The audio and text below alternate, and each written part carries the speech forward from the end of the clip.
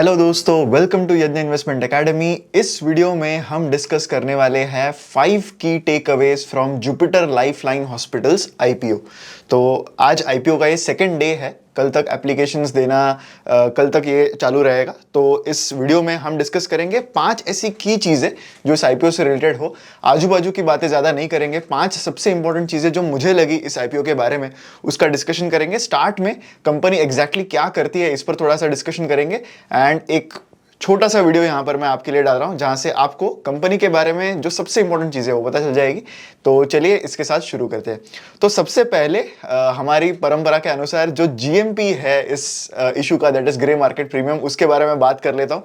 220 rupees पर share का GMP है which is 30% of the issue price of the company. तो अगर आप जीएमपी जानने के लिए वीडियो देख रहे थे तो आप यहाँ तक देख सकते हो। आगे आपको अगर कंपनी के बारे में जानना है तो इस वीडियो में बने रहे। इशू साइज आईपीओ का 869 करोड़ है and post issue implied market cap, यानी एक बार कंपनी लिस्ट हो जाए तो करंटली कंपनी का जो अपर प्राइस बैंड है उस हिसाब से कंपनी का मार्केट कैप होगा 4800 करोड़। प्राइस पर share at the upper price band, यानी जो प्राइस बैंड का अपर पार्ट है वहां पर प्राइस पर शेयर इज 735 रुपीज। तो सबसे पहले इशू साइज की बात करते हैं। जो 869 करोड़ का इशू साइज है that is divided into fresh issue and offer for sale. Fresh issue इस बार कंपनी कर रही है, नहीं तो हम बहुत सारे आईपीओ जैसे देख रहे थे जहां पर देवर कंप्लीटली ऑफर फॉर सेल, कोई फ्रेश इन्फ्यूजन कंपनी में हो नहीं रहा था, लेकिन यहां पर फ्रेश इशू है। 542 करोड़ जो अमाउंट है आउट ऑफ द 869 करोड़ वो फ्रेश इशू है। सो ये कंपनी में इन्फ्यूज होने वाली अमाउंट है। इस अमाउंट का कंपनी करने क्या वाली है? सो 510 करोड़ जो है उसमें से वो कंपनी यूज करेगी to repay the borrowings of the company and बाकी की अमाउंट जो है वो जनरल कॉर्पोरेट पर्पस के लिए यूज होने वाली है। जो ऑफर फॉर सेल है दैट इज फॉर 327 करोड़, जहां पर mainly promoters, promoter group and कुछ अदर पब्लिक शेयर होल्डर्स है, तो वो यहां पर अपनी स्टेक बेचने वाले हैं। Promoter stake before the issue is 40.69% and after the issue, that is post issue, promoter stake इस कंपनी में होने वाली है 36.11%। एक तरीके से for a small cap company promoter stake कम है, that is not a very good sign. जब कंपनी छोटी होती है तो एज एन इन्वेस्टर हमें ऑलवेज प्रेफर करना चाहिए अगर कंपनी में प्रोमोटर शेयर होल्डिंग ज्यादा हो। कंपनी ओवरव्यू एक लेते हैं, ब्रीफ में डिस्कस करते हैं कि कंपनी एग्जैक्टली क्या करती है। तो 2002 में इनकॉर्पोरेट हुई है Jupiter Lifeline hospitals limited and ये एक multi speciality tertiary and quaternary health care provider है। मतलब ये ऐसे ऑपरेशंस या फिर ये ऐसे हेल्थ केयर सर्विसेज प्रोवाइड करते हैं जो स्पेशलाइज्ड है इन नेचर। तो यहाँ पर मेनली जो सर्जन्स है या फिर जो डॉक्टर्स है वो हाई एंड सर्जन्स होते हैं एंड बहुत स्पेसिफिक जब ट्रीटमेंट करनी होती है तो ऐसे हॉस्पिटल्स में यूजुअली लोग जाते हैं। तो ये इनका स्पेशलिटी है कि एक tertiary quaternary health care provider है, मल्टी स्पेशलिटी हॉस्पिटल है। तो that is what their service is. इसके अलावा इनके 3 हेल्थ केयर फैसिलिटीज है इंडिया में। एक है ठाणे में जो इनकी सबसे ओल्डेस्ट फैसिलिटी है, Pune and Indore, and total bed count is around 1200 beds. As of 31 March 23 इनके पास एक डेडिकेटेड टीम ऑफ डॉक्टर्स है of around 1300 doctors. Current operational bed capacity 961 है एंड जैसा कि मैंने ऑलरेडी मेंशन किया टोटल बेड काउंट अराउंड 1200 का इनका है। ये कंपनी एक all hub no spoke model use करती है, मतलब इसकी हर एक हॉस्पिटल फैसिलिटी, हर एक हेल्थ केयर फैसिलिटी अपने आप में इंडिपेंडेंट है। इनका कोई रिलेशन नहीं है with any other health care facility. Anyway ये तीनों हेल्थ केयर फैसिलिटीज काफी दूर सिचुएटेड है, सेम सिटी में सिचुएटेड नहीं है। तो every health care facility separates independently of each other. इनके पास जो तीनों हॉस्पिटल्स है currently Thane, Pune and Indore में, इनका ये हॉस्पिटल के जहां पर सिचुएटेड है वो लैंड कंपनी खुद ओन करती है। So company owns the land, company owns the building and they run the entire operations of the hospital. जो इनके तीनों हॉस्पिटल्स है तो ये कब स्टार्ट हुए थे ये जानना बहुत इंपॉर्टेंट है, बिकॉज हॉस्पिटल सेक्टर में एक बार हॉस्पिटल स्टार्ट हो जाए उसके बहुत साल बाद कंपनी मतलब वो फैसिलिटी एक ऐसे स्टेज पर पहुंचती है जहां पर वो कंसिस्टेंटली प्रॉफिट्स दे पाए। तो थाने की जो फैसिलिटी है इनकी वो 2007 में स्टार्ट हुई है, पुणे की फैसिलिटी 2017 में स्टार्ट हुई है, इंदौर की फैसिलिटी काफ़ी नई है वो 2020 में स्टार्ट हुई है। करंटली कंपनी फर्दर एक्सपांशन में एक नया मल्टी स्पेशलिटी हॉस्पिटल ओपन कर रही है and that is in Dombivli. So Thane के पास में ही डोंबिवली में ये हेल्थ केयर फैसिलिटी उनकी करंटली इन प्रोसेस है। 500 बेड्स की फैसिलिटी होने वाली है। करंट कैपेसिटी 1200 है, नई कैपेसिटी 500 बेड्स की एडिशन आने वाली है। एंड इसका कंस्ट्रक्शन जो है वो कमेंस हो गया है अप्रैल 2023 में। सो हाल ही में कंस्ट्रक्शन कमेंस हुआ है। तो ये थी सारी कंपनी की बातें। अभी हम हमारे 5 की टेकअवेज, 5 सबसे इंपॉर्टेंट चीज़ों की बातें स्टार्ट करते हैं। तो सबसे पहला की टेकअवे ये है कि ग्रोथ जो है कंपनी की इन रिसेंट ईयर्स वो काफ़ी स्ट्रांग रही है। ये एक स्निपेट है उनके DRHP से, यानी ड्राफ्ट रेड हेरिंग प्रोस्पेक्टस जो कंपनी इशू करती है, उसी का ये स्निपेट है।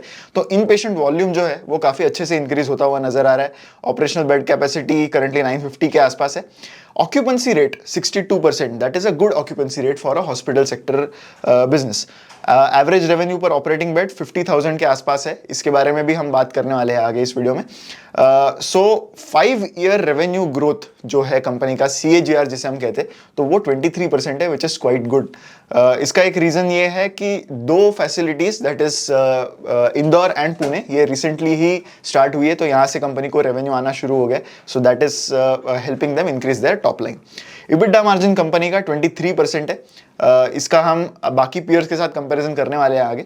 सो these are some of the basic numbers. Return on capital employed March 23 के नंबर्स के हिसाब से काफ़ी अच्छा रहा है, 20.94 रहा है। सो रिसेंट ईयर्स के जो नंबर्स है वो काफ़ी अच्छे रहे कंपनी के लिए। इसके अलावा अगर हम नेक्स्ट की टेकअवे की बात करें तो यहाँ पर हमें समझना है कि इंदौर की जो फैसिलिटी है वो अब तक मैच्योर हुई नहीं है। सो यहाँ पर मार्जिन के इंप्रूव होने का स्कोप काफ़ी अच्छा नजर आ रहा है।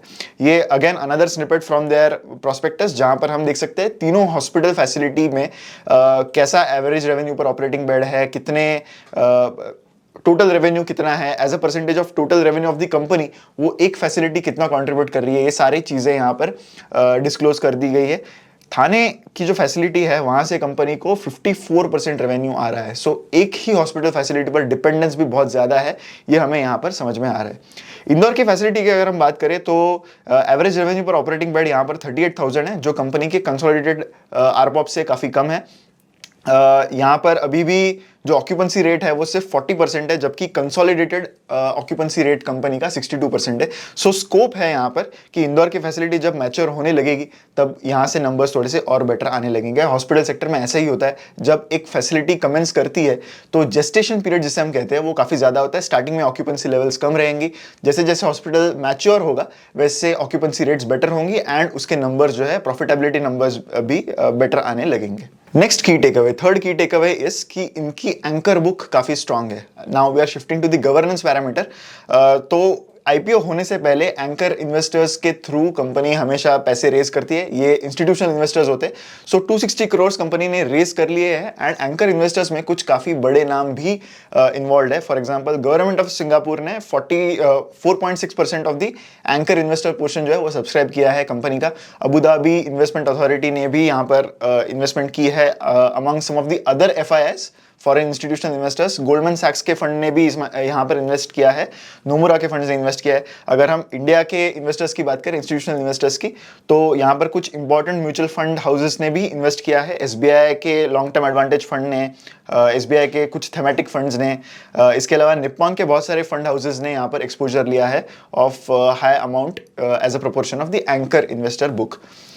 सो ओवरऑल हम कह सकते हैं कि बहुत सारे fund houses, specially small cap या फिर थेमेटिक फंड हाउसेस ने यहाँ पर सब्सक्रिप्शन लिया है, लेकिन हमें इसे एक with a pinch of salt भी लेना है। करंटली जो इन्फ्लोज स्मॉल कैप फंड्स में आ रहे हैं, ओवरऑल म्यूचुअल फंड इन्फ्लोज भी काफ़ी स्ट्रांग है, लेकिन स्मॉल कैप फंड्स पर्टिकुलरली काफ़ी ज़्यादा स्ट्रांग इन्फ्लोज करंटली आ रहे हैं एंड इस स्पेस में वैल्यूएशन भी काफ़ी एक्सपेंसिव हो चुका है। If you see the small cap index और the mid cap index, so they have appreciated by a very high level in the last 6 months.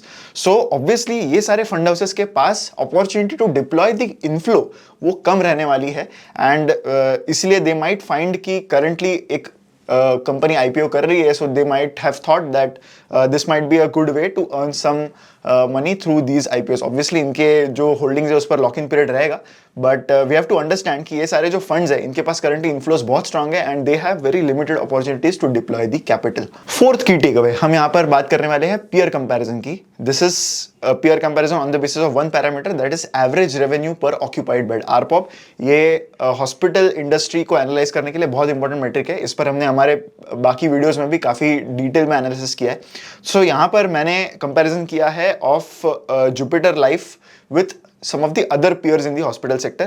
KIMS and Narayana Hrudayalaya, ये दोनों companies in spite of having a very good profitability, इनके ARPOB levels कम है because ये cost level पर भी बहुत ज़्यादा ध्यान रखते हैं. KIMS तो हालांकि it is not situated in a particular city. Secunderabad में इनका मेन एक हॉस्पिटल है.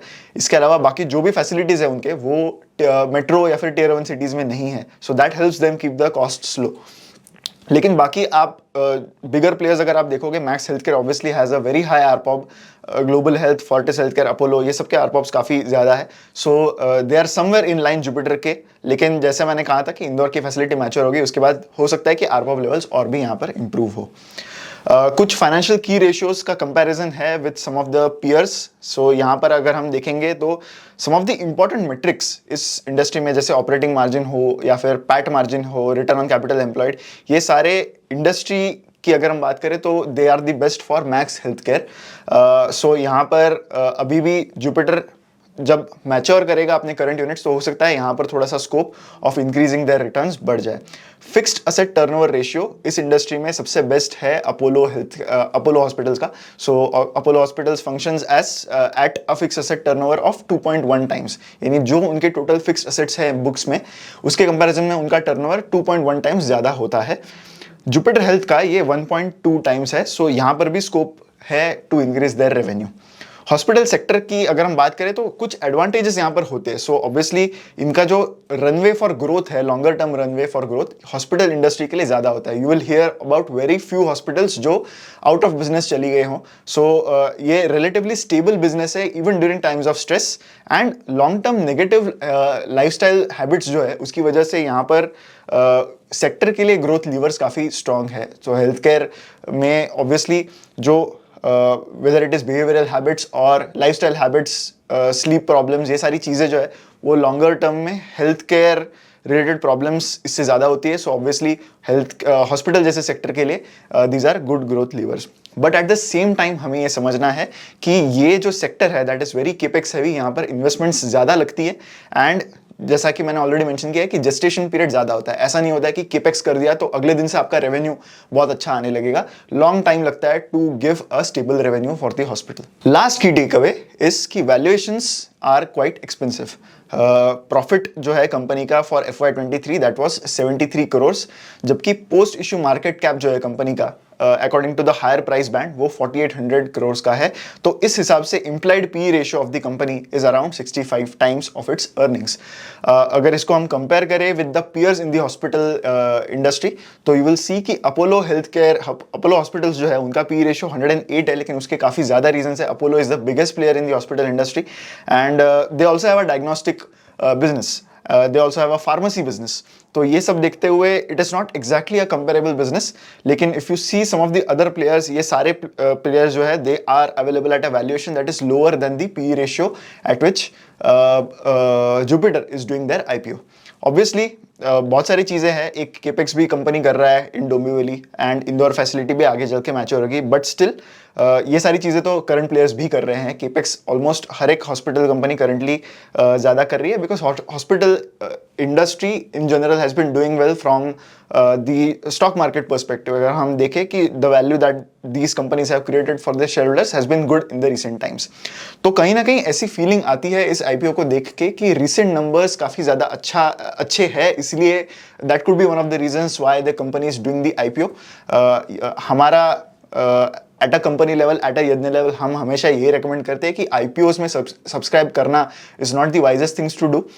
एक बार कंपनी लिस्ट हो जाए, कुछ रिजल्ट्स दें, how the management reacts to being listed on the stock exchanges, इससे हमें काफ़ी ज़्यादा इनपुट्स एंड इनसाइट्स मिलते हैं अबाउट द कंपनी. तो यज्ञ का हमेशा से यही रिकमेंडेशन रहा है कि IPOs को हमेशा से अवॉइड करना बेटर है. ऑब्वियसली वैल्यूएशंस भी यहाँ पर काफ़ी एक्सपेंसिव नज़र आ रहे हैं. So that is it about the company and the IPO of Jupiter life hospitals. अगर आपको ये वीडियो अच्छा लगा है तो लाइक ज़रूर कीजिए, शेयर कीजिए विथ मैक्सिमम पीपल एंड हमारे चैनल को भी सब्सक्राइब करते रहिए. मिलेंगे हम अगले वीडियो में. Thank you so much.